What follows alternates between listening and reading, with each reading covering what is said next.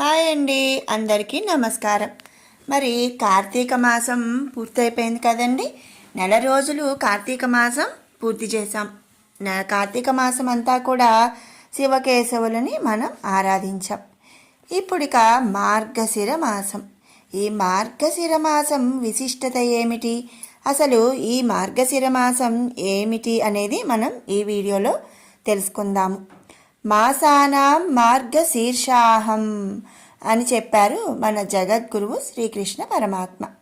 అలాగే కార్తికేయుడు, కాలభైరవుడు, దత్తాత్రేయుడు వంటి వారితో పాటు స్వయం భగవాను ముఖతః ప్రకటితమైన మన శ్రీమద్ భగవద్గీత అవతరించిన మాసం ఈ మార్గశిర మాసం. ఈ జగత్తులోని అన్ని విభూతులలోనూ తాను ప్రకటితమైనప్పటికీ కొన్ని అగ్రగణ్యమైన విషయాలలో తన స్వరూపం స్పష్టంగా తెలుస్తుంది అని చెప్పాడు. అలా మాసాలలో అగ్రగామి అయిన మార్గశీర్షం లేదా మార్గశిర మాసమే తన స్వరూపం అని కూడా చెప్పాడు. మార్గశిరం తరువాత వచ్చే పుష్యమాసం నుండి ఉత్తరాయణం ప్రారంభమవుతుంది. ఉత్తరాయణం దేవతలకు పగటి కాలం. అలాగే అలా చూసుకుంటే ఈ దక్షిణాయనం చివరి భాగం, ఉత్తరాయణం ముందు వచ్చే భాగమైన మార్గశీర్షం పగలకు ముందు వచ్చే బ్రహ్మ ముహూర్తం వంటిది. బ్రాహ్మీ ముహూర్తం రోజులో ఎంత ప్రాధాన్యత కలిగినదో సంవత్సరానికి స్వయం విష్ణు స్వరూపమైన ఈ మార్గశిర మాసం కూడా అంతే ప్రాధాన్యత కలిగినది. లక్ష్మీనారాయణ స్వరూపమైన ఈ మాసంలో ప్రతిరోజు శుభప్రదమైనదే. తొలి రోజు కార్తీక మాసమంతా వ్రతాలు చేసిన వారు పోలిని స్వర్గానికి పంపించుట అనగా నదీ స్నానం చేసి దీపాలు వదులటతో ఈ మార్గశిర మాస ప్రత్యేకత అనేది ప్రారంభమవుతుంది. ఆనాడు నదీ స్నానం చాలా పుణ్యప్రదం. కుదరని వారు గంగా నదులలో స్మరించుకొని స్నానం చేయటం ఎంతో ముఖ్యం.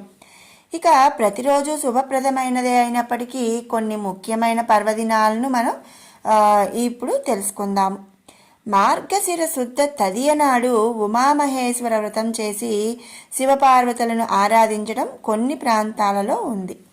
అలాగే మార్గశిర శుద్ధ పంచమి నాడు నాగపంచమి చేసే ఆచారం కూడా ఉంది. కొన్ని ప్రాంతాలలో శ్రావణ మాసంలో, మరికొన్ని చోట్ల కార్తీక మాసంలో ఈ వ్రతం చేస్తారు. మరి మార్గశిర శుద్ధ షష్ఠి సుబ్రహ్మణ్య స్వామి జన్మదినం.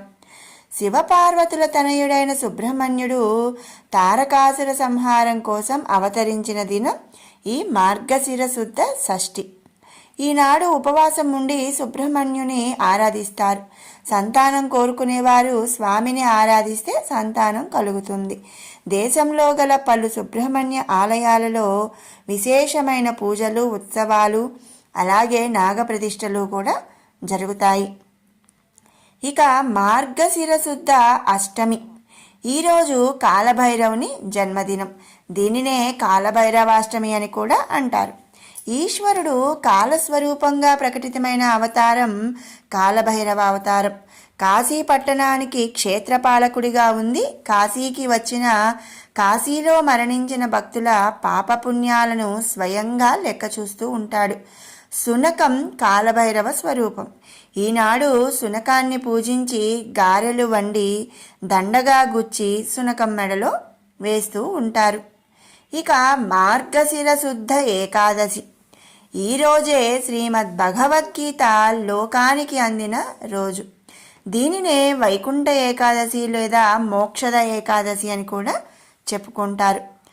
అలాగే సౌఖ్యద ఏకాదశి అని కూడా అంటారు.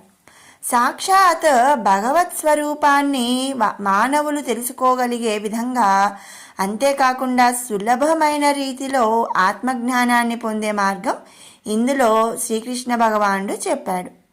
అది ఎవరో ముక్కు మూసుకొని తపస్సు చేసుకునే వాళ్ళకే కాకుండా సంసార సముద్రంలో మునిగి తేలుతున్న ప్రతి ఒక్కరికి కర్మయోగం, భక్తి యోగం, నిష్కామ కర్మలు ఎలా ఆచరించాలి, కర్తవ్యాన్ని విస్మరించకుండానే భగవంతుని చేరే మార్గం, స్వధర్మాచరణ యొక్క ఆవశ్యకత, పరధర్మానుష్ఠానం వల్ల కలిగే విపత్తులు వంటివెన్నో శ్రీకృష్ణ పరమాత్మ మనందరికీ కూడా తెలియచెప్పాడు. భగవద్గీత నిత్య పారాయణ నిత్య ఆచరణ గ్రంథమైనప్పటికీ విశేషించి ఈనాడు శ్రీకృష్ణుని తలుచుకొని గీతాపారాయణ లేదా గీతా అధ్యయనం అనుష్ఠానం చేయాలి. ఇక మార్గశిర శుద్ధ ద్వాదశి, దీనినే మత్స్య ద్వాదశి అని అంటారు. మన దశావతారాలలో తొలి అవతారమైన మత్స్య అవతారాన్ని ఈరోజు పూజిస్తారు. మార్గశిర శుద్ధ పూర్ణ శ్రీ దత్త జయంతి, దీనినే కోరల పూర్ణిమ, నరక పూర్ణిమ అంటారు. ఈనాడు అగ్నిపురాణం దానం చేస్తే చాలా మంచిది. సాక్షాత్ త్రిమూర్తులలోని విష్ణువు యొక్క అంశగా అత్రి అనసూయ దంపతులకు జన్మించిన దత్తాత్రేయుడు మౌనముద్రతోనే ఉపదేశం చేసి పరమ గురువయ్యాడు. ప్రకృతిలోని 24 మంది గురువుల వద్ద విద్య అభ్యసించి ఆత్మజ్ఞానాన్ని పొందిన మహనీయుడు దత్తాత్రేయుడు. ఆత్మతత్వాన్ని లోకానికి ఎరుకపరిచి గురువులకే గురువైన అవధూత దత్తాత్రేయుడు.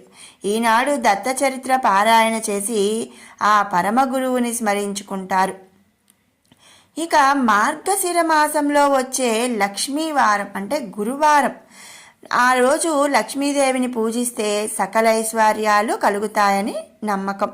ఆ రోజున స్త్రీలు నియమానుసారంగా లక్ష్మీదేవిని పూజించి వ్రతంలో చెప్పిన విధంగా నైవేద్యం సమర్పించి వ్రత కథను చదువుకోవాలి. అలా ఆ మాసంలో వచ్చే అన్ని లక్ష్మీవారాలు కూడా ఈ వ్రతాన్ని ఆచరించాలి. పుష్యమాసంలో వచ్చే మొదటి గురువారం నాడు కూడా లక్ష్మీదేవిని పూజించి ఆనాడు తమ శక్త్యానుసారం ముత్తైదువులకి భోజనం పెట్టి పసుపు, కుంకుమ, పూలు, తాంబూలం మొదలగు మంగళ ద్రవ్యాలను ఇవ్వాలి. ఇలా నియమం తప్పకుండా చేసేవారి ఇంట లక్ష్మీదేవి కొలువై ఉంటుందని పురాణ ప్రోక్తం. మరి ఇంకా మార్గశిర మాసంలోనే విష్ణువుకు ప్రీతికరమైన ధనుర్మాసం కూడా వస్తుంది. మరి విన్నారు కదండి, అసలు మార్గశిర మాసం విశిష్టత, ఈ మార్గశిరం మాసంలో వచ్చే ముఖ్యమైన పర్వదినాల గురించి. మీకు ఈ వీడియో నచ్చినట్టయితే లైక్ చేయండి, షేర్ చేయండి, అలాగే మన ఛానల్ని సబ్స్క్రైబ్ చేసుకోండి. Thanks for watching.